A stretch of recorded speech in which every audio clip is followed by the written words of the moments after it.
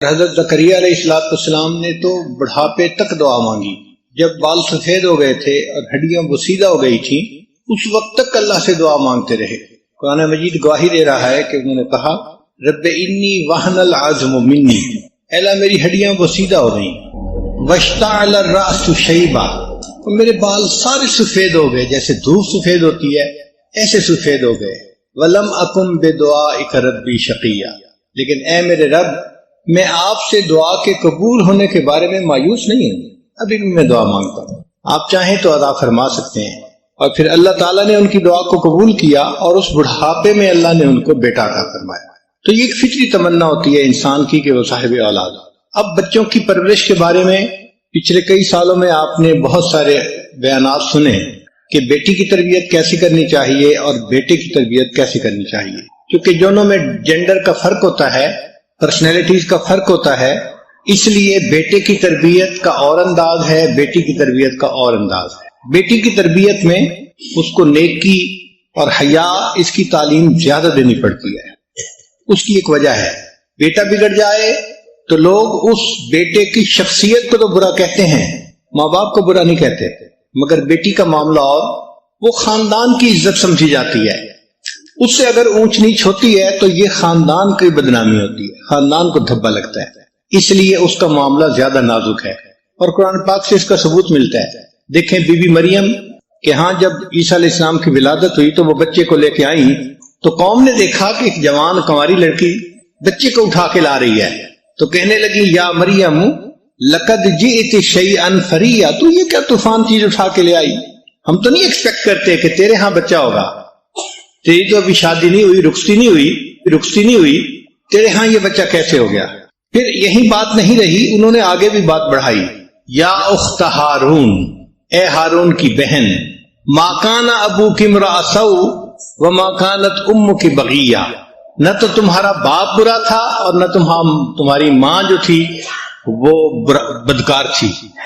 تو دیکھا عمل تو تھا بی بی مریم کا، لیکن بھائی ماں اور باپ کا بھی تذکرہ ساتھ آ گیا کہ نہ تمہارا باپ برا تھا نہ تمہاری ماں بدکار تھی، تم کیسے یہ بن گئی. تو چونکہ خاندان کی بدنامی ہوتی ہے اس لیے بچیوں کی تربیت ایک حساس معاملہ ہے. تاہم بیٹوں کی تربیت پہ بھی جتنی ایفرٹس کرنی چاہیے شریعت نے اس کے بارے میں بہت تفصیلات بتائی ہیں. تو ہم نے 1200 عورتوں کو کہا اب تم اپنے خامن سے فیڈ لے سکتی ہو، یعنی کنسیو کر سکتی ہو، بچے کو لے سکتی ہو. تو 1200 عورتوں نے اپنے خامدوں سے بچہ لیا، حاملہ ہوئی، اور اس کے بعد 1200 عورتوں کے ہاں بیٹے پیدا ہوئے. تو لکھا ہوا تھا کہ انسانی تاریخ میں اتنا کامیاب تجربہ اس سے پہلے کبھی نہیں کیا گیا. تو مجھے بہت خوشی ہوئی کہ چلو الحمدللہ یہ تحقیق آ گئی ہے تو اب آسان ہو گیا. اب ہر عورت کا پوٹاش لیول کیسے چیک کروائیں بھائی؟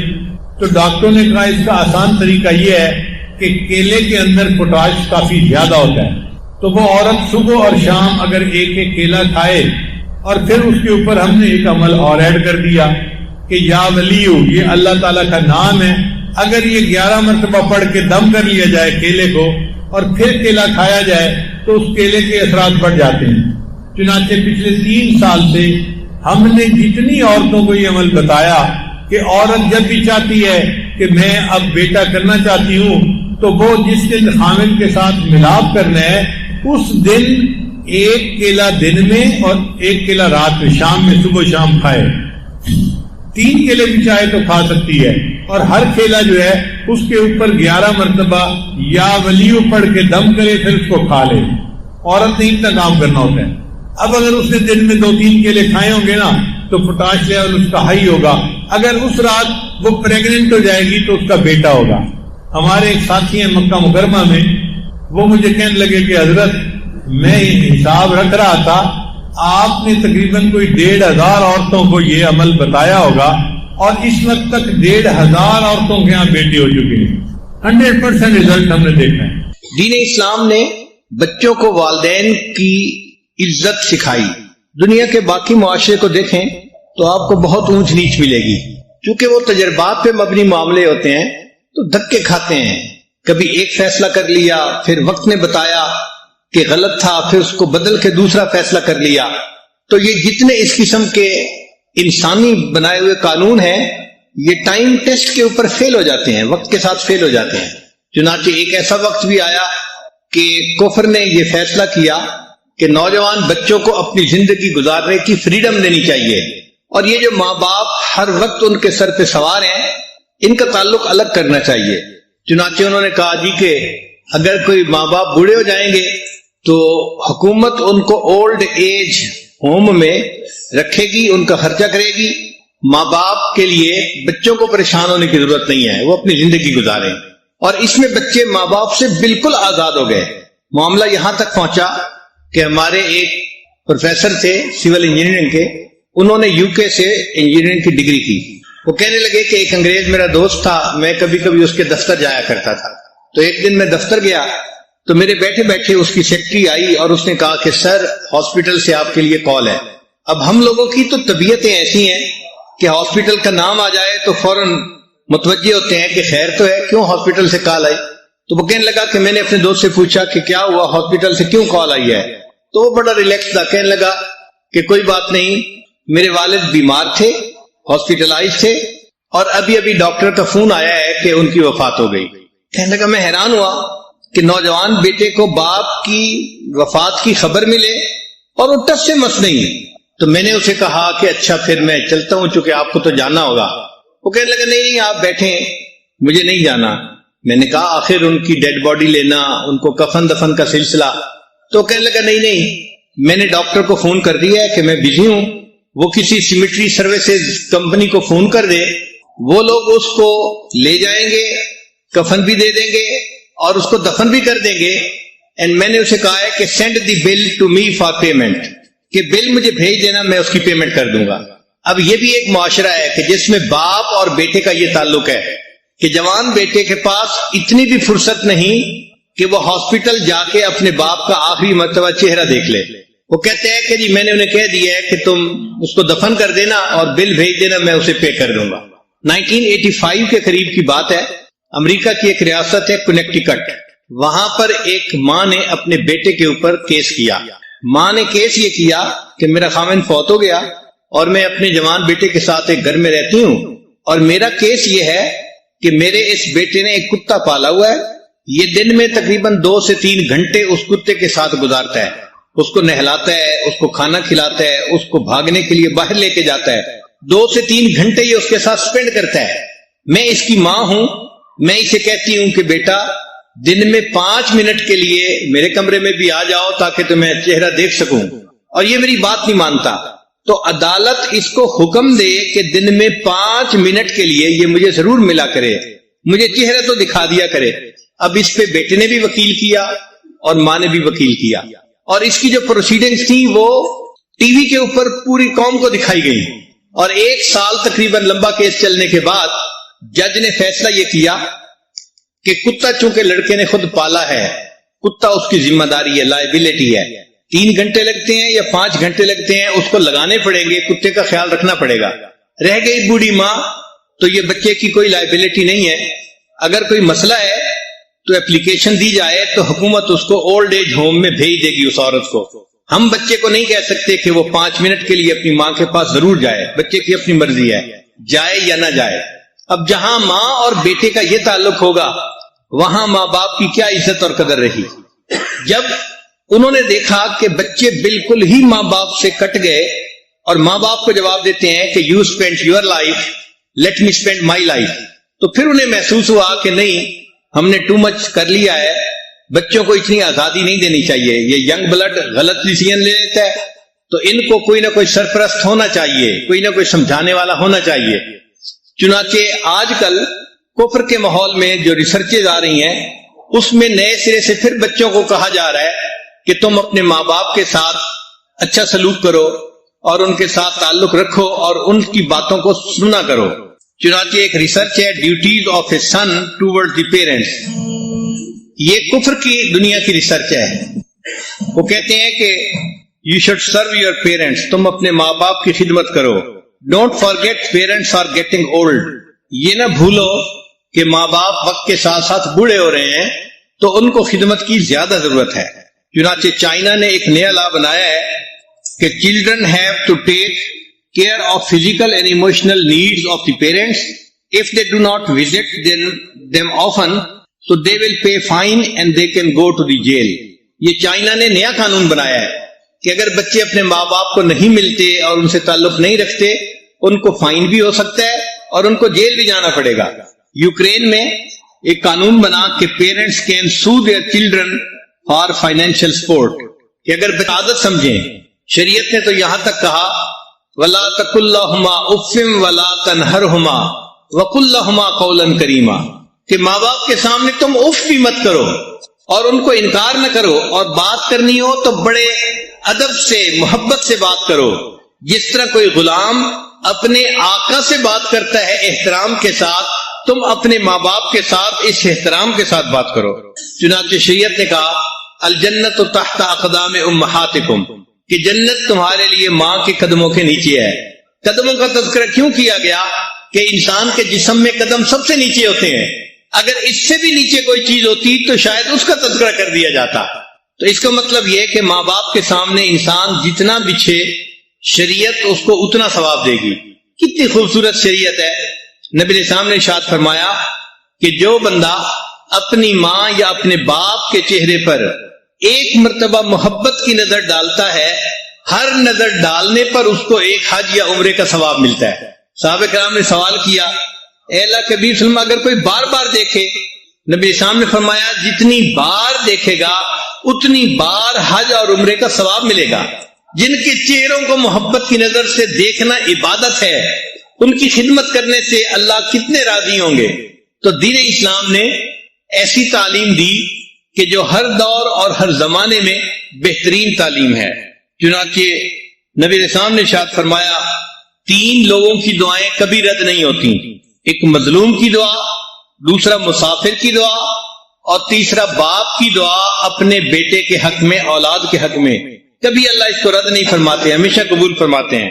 حضرت عثمان غنی لانو کے زمانے میں اسامہ لانو نے ایک باغ لگانا تھا، تو اس کے لیے وہ بہترین نسل کی کھجوریں لے کے آئے کہ میں کھجوریں زمین میں ڈالوں گا اور اس سے درخت بنیں گے اور ان کا مجھے پھل ملا کرے گا.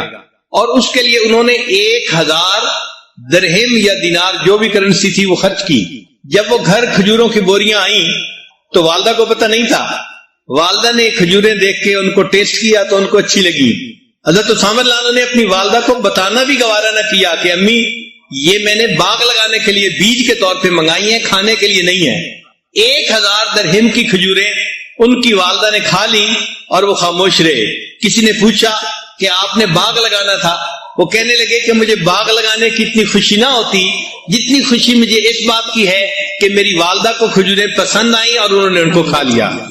حضرت ابو ہریرہ رضی اللہ تعالیٰ عنہ کے بارے میں آتا ہے کہ جب بھی اپنے گھر سے باہر نکلنے لگتے تھے ہمیشہ پہلے اپنی والدہ کے پاس جاتے تھے، ان کو سلام کرتے تھے، ان کو بتاتے تھے اور پھر گھر سے جاتے تھے. اور جب گھر واپس آتے تھے تو پہلا کام اپنی والدہ کو سلام کر کے بتاتے تھے. اتنا اپنی والدہ کا وہ احترام فرماتے تھے. سیدنا امام اعظم ابو حنیفہ رحمۃ اللہ علیہ اپنی والدہ کا بہت احترام کرتے تھے. اللہ کی شان کے امام اعظم تو جوانی کی عمر میں بہت بڑے فقیہ بن گئے تھے اور ان کا فتویٰ چلتا تھا. 120 ہجری سے امام اعظم کا فتویٰ چلنا شروع ہوا. باقاعدہ وہ اپنے استاد کی مسند پر بیٹھ گئے اور ان کا باقاعدہ فتویٰ چلتا تھا. 120 ہجری سے ان کا چلنا شروع ہوا. اب گھر میں کئی والدہ کو مسئلہ پوچھنا ہوتا تو والدہ بیٹے سے بھی پوچھ سکتی تھی، لیکن ایک اور عالم تھے، فقیہ تھے جو بڑی عمر کے تھے، اور والدہ کے دل میں ان کی عقیدت تھی کہ بڑے عالم ہیں اور پرانے عالم ہیں تو وہ پکا مسئلہ بتائیں گے.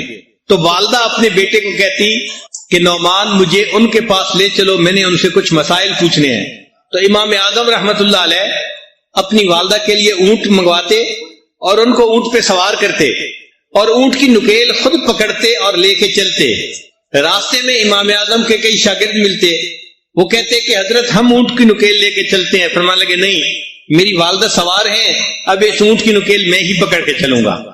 جب اس فقیہ کے پاس پہنچتے تو دروازہ کھٹکھٹاتے، وہ باہر آتا تو آپ بتاتے کہ جی میری والدہ آپ سے مسئلہ پوچھنے کے لیے آئی ہیں. اچھا کئی مرتبہ مسئلہ ایسا ہوتا تھا کہ جو ان کو بھی نہیں آتا تھا تو وہ امام اعظم کو اشارہ کرتے کہ مجھے تو اس کے جواب کا نہیں پتا. تو امام اعظم ابو حنیفہ رحمۃ اللہ علیہ آہستہ آواز سے ان کو مسئلہ بتا دیا کرتے تھے، اور پھر وہ اونچی آواز سے امام صاحب کی والدہ کو مسئلہ بتاتے. ساری عمر ایسا ہوتا رہا، اور امام صاحب نے اپنی والدہ کو یہ نہ بتایا کہ امی جو مسئلہ پوچھنے جا رہی ہیں وہ آدمی تو مجھ سے پوچھ کے مسئلے کا جواب دیتا ہے. صرف اس لیے خاموش رہے کہ اگر میری والدہ کو تسلی اسی طرح ہوتی ہے تو ان کے دل کی خوشی کا ہونا زیادہ ضروری ہے. ابن سیری رحمت اللہ علیہ، محمد ابن سیری جنہوں نے تعبیر رویا کتاب لکھی، ان کے بارے میں ان کی بہن حفصہ بنت سیری کہتی ہیں کہ اپنی والدہ سے گفتگو کرتے ہوئے وہ اتنا آہستہ بولتے تھے کہ ہم حیران ہوتے تھے کہ اتنا آہستہ. زندگی بھر انہوں نے اپنی آواز اپنی والدہ کی آواز سے بلند نہیں کی، اتنا ان کا احترام کرتے تھے.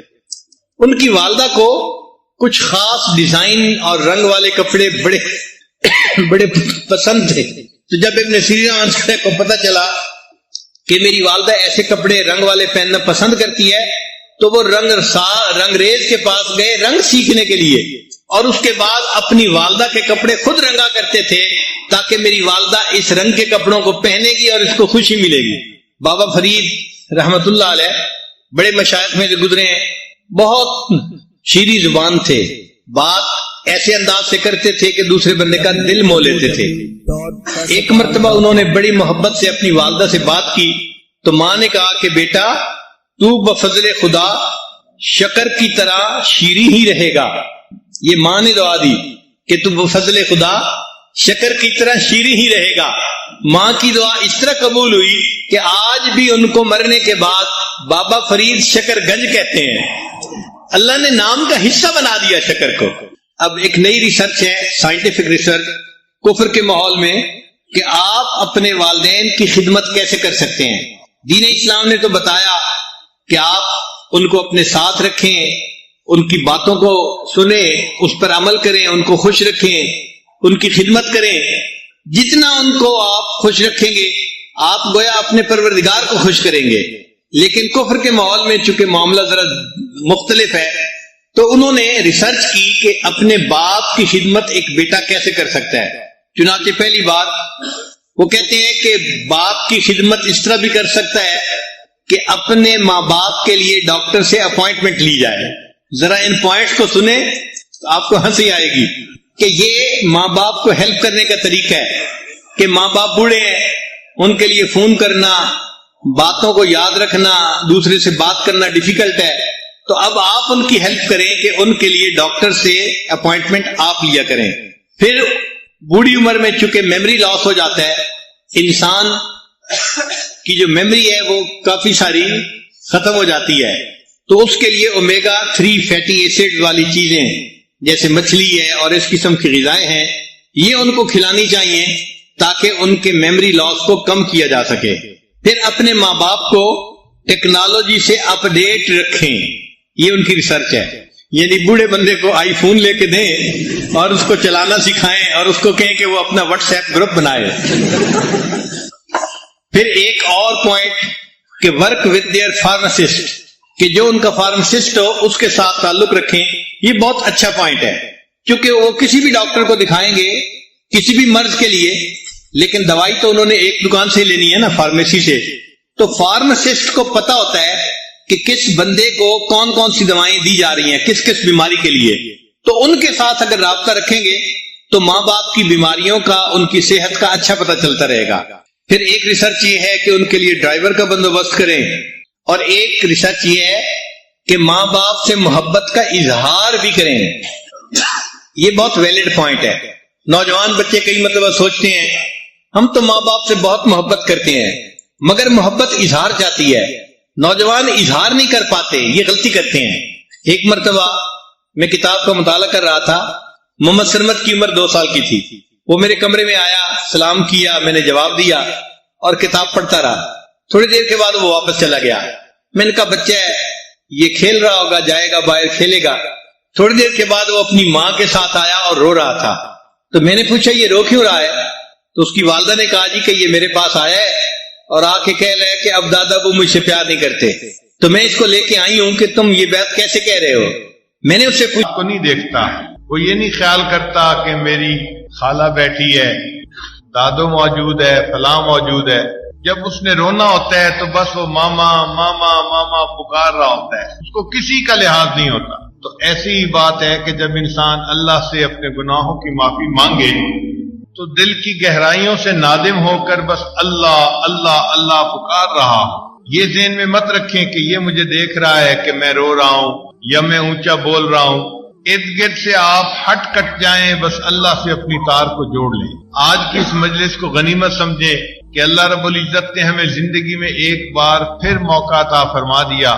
مشائخ موجود ہیں، بڑے بڑے علماء حضرات موجود ہیں، اور ان کی موجودگی میں ہمیں اللہ تعالیٰ ایک مرتبہ پھر دعا مانگنے کی توفیق عطا فرما رہے ہیں. یہ اللہ رب العزت کا احسان ہے. یہ ایک سنہری موقع زندگی میں ہمیں پھر مل رہا ہے. لہذا اس موقع سے فائدہ اٹھاتے ہوئے آج دلوں میں یہ نیت کر لیں کہ اے اللہ، ہم نے آج آپ سے اپنے گناہ بخشوا کے جانا ہے، ہم نے آج آپ کو منا کے جانا ہے. منائے بغیر ہم یہاں سے نہیں اٹھیں گے. بل جب اس طرح دعا مانگیں گے تو اللہ رب العزت یقیناً دعاؤں کو قبول فرمائیں گے. اللہ تعالیٰ کی طرف متوجہ ہو جائیے اور دعاؤں کے لیے ہاتھ اٹھائیں. سبحان ربی العلی الوہاب. اللہم صلی علی سیدنا محمد وعلی آل سیدنا محمد وبارک وسلم. ربنا ظلمنا انفسنا وان لم تغفر لنا وترحمنا لنکونن من الخاسرین. اے مالک، ہم آپ کے عاجز مسکین بندے ہیں، ہمارے گناہوں کو معاف فرما، ہماری خطاؤں سے درگزر فرما، ہمارے عیبوں کی پردہ پوشی فرما. اللہ، جو گناہ ہم نے دن میں کیے معاف فرما، جو راتوں میں کیے معاف فرما، جو محفل میں کیے معاف فرما، جو تنہائیوں میں کیے معاف فرما، جو ارادے سے کیے وہ بھی معاف فرما، جو بن ارادے کے ہوئے وہ بھی معاف فرما. اے اللہ، جو گناہ یاد ہیں وہ بھی معاف فرما، جو کر کے بھول گئے وہ گناہ بھی معاف فرما. اے اللہ، معصیت کی ذلت سے محفوظ فرما، ہمیں طاعت کی عزت نصیب فرما. کریم آقا، ہم پر رحمت کی نظر فرما. اے اللہ، ہمارے علم میں برکت عطا فرما، عمل میں برکت عطا فرما، رزق میں برکت عطا فرما، کاموں میں برکت عطا فرما. قدم قدم اپنی برکتیں شامل حال فرما. اے کریم آقا، آنے والے وقت کو گزرے وقت سے بہتر فرما، آنے والی زندگی کو گزری زندگی کا کفارہ بنا. اس سے پہلے کہ ہمارے ظاہر کی آنکھیں بند ہو جائیں، من کی آنکھیں کھلنے کی توفیق عطا فرما. اس سے پہلے کہ لوگ ہمیں کلمہ پڑھائیں، ہمیں اپنے اختیار سے کلمہ پڑھنے کی توفیق عطا فرما. اس سے پہلے کہ لوگ ہمیں غسل دیں، ہمیں غسل توبہ کرنے کی توفیق عطا فرما. اس سے پہلے کہ ہمیں کفن پہنایا جائے، اللہ ہمیں تقویٰ کی پوشاک پہننے کی توفیق عطا فرما. اس سے پہلے کہ ہماری نماز پڑھی جائے، اللہ ہمیں نماز کی حضوری نصیب فرما. اور اس سے پہلے کہ قیامت کے دن آپ کے سامنے پیشی ہو، اللہ ہمیں اپنی بارگاہ میں قبولیت نصیب فرما. زندگی کے آخری حصے کو زندگی کا بہترین حصہ بنا، قیامت کے دن کو زندگی کا سب سے زیادہ خوشیوں بھرا دن بنا. اے کریم آقا، ہم پر رحمت کی نظر فرما، ہماری توبہ کو قبول فرما، ہمارے گناہوں کو معاف فرما، ٹوٹے پھوٹے عملوں کو قبول فرما. علم حاصل ہونے کے بعد جہالت کے کاموں سے محفوظ فرما. اللہ، عزتیں ملنے کے بعد ذلت سے محفوظ فرما. اے اللہ، اپنے قرب کے بعد دوری سے محفوظ فرما. ہدایت ملنے کے بعد گمراہی سے محفوظ فرما. دوستی کے رنگ میں دشمنی کرنے والوں سے بھی محفوظ فرما. مالک، زندگی میں کبھی بھی بے سہارا نہ فرما، کبھی بھی بے آسرا نہ فرما، کبھی بھی اپنے در سے دور نہ فرما. ہمیشہ اپنی رحمتوں کی ٹھنڈی چھاؤں نصیب فرما. میرے مولا، ہمیں کبھی نفس اور شیطان کے حوالے نہ فرما. اے رب کریم، ہم پر رحمت کی نظر فرما. رب کریم، مہربانی کا معاملہ فرما. اے اللہ، ہماری توبہ کو قبول فرما. زندگی میں جو گناہ چھوٹے بڑے کیے، سب گناہوں کو معاف فرما. آئندہ نیکوکاری کی زندگی نصیب فرما، پرہیزگاری کی زندگی نصیب فرما، نیکی تقوی پاک دامنی کی زندگی نصیب فرما. اے رب کریم، ہمارے حال پر رحمت کی نظر فرما. اے اللہ، جو بے اولاد ہیں ان کو نیک اولاد عطا فرما، جو صاحب اولاد ان کی اولادوں کو نیکوکار بنا، فرما بردار بنا، ماں باپ کی آنکھوں کی ٹھنڈک بنا۔ جن گھروں میں جوان بچے بچیاں موجود ہیں ان بچوں کے مستقبل کو روشن فرما، ماں باپ کے لیے فرض ادا کرنے آسان فرما۔ اے اللہ ہم پر رحمت کی نظر فرما۔ اے رب کریم، بچہ پریشان ہوتا ہے ماں باپ کی طرف دوڑتا ہے، بندہ پریشان ہوتا ہے پروردگار کی طرف لوٹتا ہے۔ اے بے قصوں کے دستگیر، اے ٹوٹے دلوں کو تسلی دینے والے، اے خالی جھولیوں کو بھر دینے والے، اللہ ہم پر بھی رحمت کی نظر فرما۔ اے اللہ آپ کے بندے ہیں، اس جگہ پر حاضر ہیں۔ اے اللہ یہ آپ کے ایک ولی کی جگہ ہے جو آپ کی محبت یہاں تقسیم کیا کرتے تھے۔ اے اللہ نیک لوگوں کا یہاں مجمع ہے، اے اللہ ہماری حاضری کو قبول فرما۔ اے مولا ہم بدلنے کی نیت کرتے ہیں، نیک بننے کی نیت کرتے ہیں، ہمیں نیک بننے کی توفیق عطا فرما۔ اے اللہ ہم اس مجلس کی برکات سے محروم نہ فرما۔ اے اللہ آپ کے پیارے محبوب صلی اللہ علیہ وسلم نے بتلایا، ہم رجال اللہ یشقا جلیسہم، نیک لوگ ایسے ہوتے ہیں ان کے پاس بیٹھنے والا بدبخت نہیں ہوتا۔ اے اللہ ہمیں بدبخت بننے سے محفوظ فرما لیجیے اور ہمیں سعید لوگوں میں شامل فرما لیجیے۔ کریم آقا ہم پر رحمت کی نظر فرما دیجیے، ہماری ان دعاؤں کو اپنی رحمت سے قبول فرما۔ اے اللہ اس مجمع میں کتنے لوگ ہیں جو کلمہ پڑھتے پڑھتے بال سفید کر بیٹھے، اے اللہ ہم آپ کو ان کے بالوں کی سفیدی کا واسطہ دیتے ہیں۔ اے اللہ ان پر رحمت کی نظر ڈال دیجیے اور ان کی برکت سے اللہ ہمارے بھی گناہ معاف فرما دیجیے۔ رب کریم اس مجلس میں کتنے نوجوان ہیں آج سچی توبہ کر رہے ہیں، اے کریم آقا اگر آپ نے ان کو دھتکار دیا جوانیاں ضائع جائیں گی، شیطان بہکائے گا، نفس بھٹکائے گا۔ اے کریم آقا ہمارے رد ہونے سے محفوظ فرما دیجیے۔ اے اللہ آج گرم خون بھی معافیاں مانگ رہا ہے، اے اللہ معاف فرما دیجیے۔ کریم اللہ معاف فرما دیجیے، اے رحیم معاف فرما دیجیے۔ اے اللہ ضائع ہونے سے محفوظ فرما لیجیے۔ رب کریم اس مجمع میں کتنے چھوٹے چھوٹے بچے بھی ہیں، معصوم ہاتھ اٹھائے دعائیں مانگ رہے ہیں، اے اللہ ہم آپ کو ان کے ہاتھوں کی معصومیت کا واسطہ دیتے ہیں۔ اے اللہ ان معصوم کے ہاتھوں کو خالی نہ لوٹائیے اور ان کی برکت سے اللہ ہم گناہگاروں کے ہاتھوں کو بھی خالی نہ لوٹا دیجیے۔ رب کریم ہم پر رحمت کی نظر فرمائیے، ہمارے اٹھے ہاتھوں کی لاج رکھ لیجیے، ہماری توبہ قبول فرما لیجیے۔ اے اللہ دور مستورات بیٹھی بھی دعاؤں پر آمین کہہ رہی ہیں، اے اللہ ان کے اٹھے ہاتھوں کی بھی لاج رکھ لیجیے۔ اے اللہ کتنی خواتین ہیں اپنے گھروں سے چل کے اس دعا میں شرکت کے لیے حاضر ہیں۔ اے اللہ ہم نے دنیا داروں کو دیکھا ہے، کسی گھر کی عورتیں چل کے آ جائیں وہ بھی اتنا لحاظ کرتے ہیں، قتل کے مقدمے بھی معاف کر دیتے ہیں۔ اے اللہ ان مستورات کا چل کے آنا قبول کر لیجئے اور اس کے بدلے ان کے گناہوں کی بخشش فرما دیجئے اور اس کے بدلے اللہ ساری مجمع کے گناہوں کو معاف فرما دیجئے۔ اے اللہ ہم پر رحمت کی نظر فرمائیے، گناہوں کو معاف کر دیجئے۔ کریم آقا بنی اسرائیل کا ایک بندہ نیک لوگوں کی طرف چل کر گیا تھا، راستے میں موت آ گئی تھی، اللہ آپ نے 100 انسانوں کے قتل کا گناہ معاف کر دیا تھا۔ اے اللہ ہم تو اس نیک لوگوں کی محفل میں یہاں پہنچ گئے ہیں، اے اللہ ہم پہنچنے والوں کو محروم نہ کیجیے گا، اے اللہ ہمیں یہاں سے محروم نہ لٹائیے، اے اللہ ہم پر رحمت کی نظر فرمائیے، ہمارے ان گناہوں کو معاف کر دیجیے۔ اے اللہ ہم پر رحمت کی نظر فرما لیجیے۔ کریم آقا ہماری توبہ قبول کر لیجیے، اے اللہ توبہ کو قبول فرما لیجیے، میرے مالک ہماری توبہ کو قبول فرما لیجیے، اللہ ہمارے گناہوں کو معاف فرما دیجیے۔ رب کریم ہم پر رحمت کی نظر فرما دیجیے۔ اللہ تیری ایک نگاہ کی بات ہے، میری زندگی کا سوال ہے، اے مالک रहमत की एक नजर डाल दीजिए, हमारे गुनाहों की बख्शिश फरमा दीजिए। मेरे मौला हमारी तौबा कबूल फरमा लीजिए। ए करीम हम पर रहमत की नजर फरमा दीजिए। ए अल्लाह हम अपने गुनाहों का एतराफ करते हैं मेरे मौला, मगर आपकी रहमत से तवक्को रखते हैं, उम्मीद रखते हैं। ए अल्लाह हमारे गुनाहों को माफ फरमा दीजिए।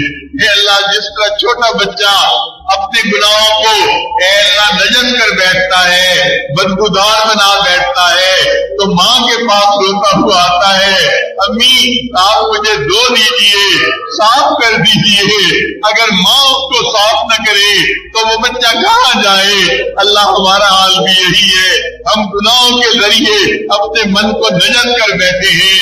ए अल्लाह आपसे फरियाद करते हैं, ए अल्लाह आप 70 माओं से ज्यादा मोहब्बत करने वाले हैं। ए अल्लाह हमें पाक कर दीजिए, हमें साफ फरमा दीजिए, हमारे मन को धो दीजिए। ए अल्लाह हम पर रहमत की नजर फरमा दीजिए। ए करीम आका मेहरबानी का मामला फरमा। ए अल्लाह हमारी इन दुआओं को अपनी रहमत से कबूल फरमा लीजिए। करीम आका मेहरबानी की नजर फरमा दीजिए। ए रब्बे करीम जो मोहब्बत की नजर आपने फुज़ैल बिन अयाद पर डाली थी, डाकों की सरदारी से निकाल के उनको औलिया का सरदार बना दिया था। ए अल्लाह जो मोहब्बत की नजर आपने बशर हाफी पे डाली थी कि उनको दुनिया के शराब खाने से निकाल के अपनी मोहब्बत की शराब अता फरमा दी थी, ए अल्लाह वो नजर हम पर भी डाल दीजिए और अल्लाह हमें भी अपना दीवाना बना लीजिए, अपना मस्ताना बना लीजिए, हमारे दिलों को अपनी मोहब्बत से लबरेज करवा दीजिए। करीम आका हम पर भी रहमत की नजर फरमा। आपने कुरान मजीद में फरमाया अच्छे लोग बुरों के साथ अच्छाई का मामला करें। ए अल्लाह आप अच्छे हैं, हम बुरे हैं, आप हमारे साथ अच्छाई का मामला फरमा दीजिए। ए अल्लाह आपके महबूब सल्लल्लाहु अलैहि वसल्लम ने बतलाया आप अता करके खुश होते हैं और ए मेरे मौला हम लेके खुश होते हैं। ए अल्लाह आप दे के खुश हो जाइए, हम लेके खुश हो जाएंगे। आज हमारी बख्शिश फरमा दीजिए, गुनाहों को माफ फरमा दीजिए। आपने फरमाया व अम्मा साइल फला तनहर, सवाली को झिड़की न दो, इनकार न करो। ए अल्लाह जब सवाली को झिड़की देने से आपने मना फरमाया, हम भी आपके दर के सवाली हैं। ए अल्लाह हमें भी झिड़की न दीजिए, अपने दर से खाली न उठाइए। ए मौला झोलियां भर दीजिए। ए अल्लाह हमारी फरियाद पूरी कर दीजिए। करीम आका हम पर रहमत की नजर फरमा दीजिए। हमारी इन दुआओं को अपनी रहमत से कबूल फरमा लीजिए। करीम आका हमने दुनिया में देखा है अमीर लोग गरीबों पर बड़ी बड़ी रकमें खर्च कर दिया करते हैं। ए अल्लाह आप तो कायनात के खजानों के मालिक हैं। ए अल्लाह हम फकीरों पर आप रहमत फरमा दीजिए, हमें हदिये में जन्नत अता फरमा दीजिए। ए मौला हमें अपने अमलों पे भरोसा नहीं, आपकी रहमत पे ज्यादा भरोसा है। ए अल्लाह हमें हदिये में जन्नत अता फरमा दीजिए। करीम आका मेहरबानी फरमा दीजिए। जितने लोग यहाँ मौजूद हैं ए अल्लाह सबके लिए जन्नत का ए अल्लाह फैसला फरमा दीजिए। करीम आका हम पर रहमत की नजर फरमा, मेहरबानी का मामला फरमा। ए अल्लाह आपने जब मूसा अलैहिस्सलाम को फिरौन की तरफ भेजा तो फरमाया फकूला लहू कौलन लय्यिना, कि जाओ और उसके साथ नरमी की गुफ्तगू करना। ए अल्लाह वो फिरौन जो अना रब्बुकुमुल आला का दावा करता था, जब आप उसके पास मूसा अलैहिस्सलाम को भेजते हैं तो नरमी का हुक्म फरमाते हैं। ए अल्लाह ये मजमा उन लोगों का है जो रोजाना सजदे में सर डालकर सुबहान रब्बियल आला का ए अल्लाह इकरार करते हैं। ए अल्लाह आप इनके साथ नरमी का मामला फरमा दीजिए। ए करीम आका अपने इन बंदों के साथ नरमी का मामला फरमा दीजिए, बख्श दीजिए। करीम आका मग़फ़िरत फरमा दीजिए। ए अल्लाह आज की इस मजलिस में हमारे सब गुनाहों को माफ फरमा दीजिए, हमारी तौबा कबूल फरमा लीजिए। मेरे आका हमारी इन दुआओं को अपनी रहमत से कबूल फरमा। ए अल्लाह ये आपके नेक बंदे की जगह है। ए अल्लाह उसकी बरकत से हमारी हाजिरी को कबूल फरमा लीजिए, दिल की नेक मुरादों को पूरा फरमा दीजिए। اے اللہ دل کی جو نیک مرادیں ہیں اپنی رحمت سے ان کو پورا فرما دیجئے. کریم آقا ہم پر رحمت کی نظر فرما، ہماری نیک مرادوں کو پورا فرما. جو پریشانیوں میں گھرے ہیں پریشانیوں کو دور فرما دیجئے. جو مصیبتوں میں پھنسے ہیں مصیبتوں سے نکال دیجئے. اے اللہ اپنی رحمت کی ایک نظر ڈال دیجئے. تیری ایک نگاہ کی بات ہے، میری زندگی کا سوال ہے. اے اللہ رحمت کی ایک نظر ڈال دیجئے، ہماری پریشانیوں کو ختم فرما دیجئے. اے مالک ہم ساری زندگی یہی کہتے رہے کہ ہم تیرے ہیں، ہم تیرے ہیں، ہم تیرے ہیں. اے اللہ آج کی اس محفل میں آپ فرما دیجئے کہ تم میرے ہو. اے اللہ ایک مرتبہ اے کریم آقا ایک مرتبہ کہہ دیجئے کہ تم میرے ہو. اے اللہ فرما دیجئے. رب کریم رحمت کی نظر فرما، مہربانی کا معاملہ فرما، ہماری ان دعاؤں کو اپنی رحمت سے قبول فرما. اے اللہ ہم نے دنیا میں دیکھا ہے ان الملوک اذا شابت عبیدہم کہ جب بادشاہوں کے غلام ان کی خدمت کرتے کرتے بوڑھے ہو جاتے ہیں تو بادشاہ ان کو آزاد کر دیا کرتے ہیں. اللہ اس مجمع میں کتنے لوگ ہیں کلمہ کرتے پڑھتے اپنے بال سفید کر بیٹھے، بڑھاپے کی عمر کو آ گئے. اے اللہ آپ اپنے ان غلاموں کو جہنم سے آزاد فرما دیجئے. اے کریم آقا آج جہنم سے آزاد کرنے کا فیصلہ فرما دیجئے. رب کریم مہربانی کا معاملہ فرما، ہماری ان دعاؤں کو اپنی رحمت سے قبول فرما. اے کریم آقا جو مانگا عطا فرما، جو مانگنا چاہیے تو نہیں مانگ سکے ہمیں وہ بھی عطا فرما. اے اللہ ہمیں نماز کی حضوری نصیب فرما، سجدے کا سرور عطا فرما. اے اللہ رات کے آخری پہر کے مناجات کی لذت نصیب فرما، ایمان حقیقی کی حلاوت نصیب فرما. اے اللہ ہماری قیامت تک آنے والی نسلوں کے ایمان کی حفاظت فرما. اے اللہ ہمیں فتنوں سے محفوظ فرما لیجئے. کریم آقا ہم پر رحمت کی نظر فرما. اے اللہ ہمیں اپنی